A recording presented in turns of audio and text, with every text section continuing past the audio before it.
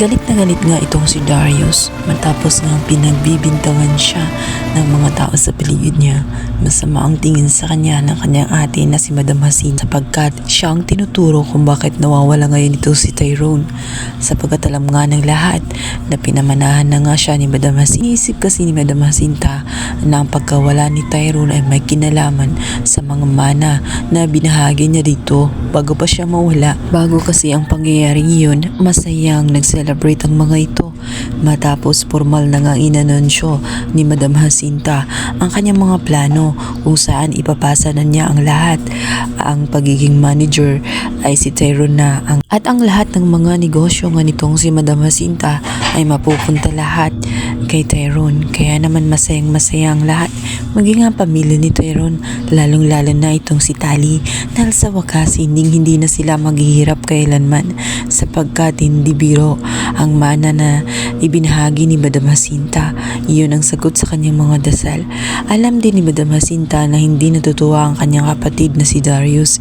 Hindi nito matatanggap na siya ang kadugo subalit wala siyang makukuha ni Singkong Duling. Alam din niya dahil sa kanyang abogado, sinabi nito na naghahanap ng tsansa itong si Darius kung paano habulin ang kanyang kayamanan.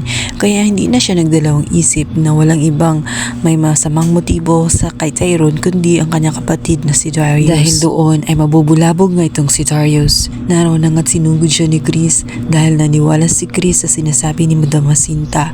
Subalit hindi yun ang totoo. Kaya naman galit din itong si Melania. Ayon sa kanya, kung yun lang din ang sasapitin nila ay sana sila na lamang ang dumukot kina Tyrone at kinala. Hindi maiwasang mag-isip nga nitong si Darius kung bakit ganoon ang reaksyon nga nitong si Chris na talagang involved siya sa mag-inang si Rosal at itong si Tyrone.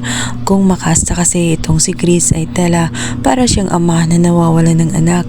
Hindi pa kasi alam nitong si Darius at nitong si Melania na totoong anak si Tyrone nitong si Chris. Kaya ganun na lamang kalaki ang pag-aalala nitong si Chris, lalong-lalo na at hindi pa niya nasasabi ang katotohanan na kailan lamang niya nalaman kay Malu dahil sa kanyang itong pinilit. Ngunit talaga namang mapaglaro ang tadhana.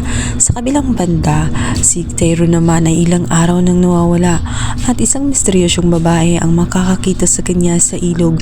Ito'y walang malay at punong ng sugat. Dahil sa nakita ng babae ay hindi ito mapakali. Agad yung kinuha ang kaawawang binata at ginamot. At dito naman ay makikita niya na mawawala nga sa memorya itong si Tyrone.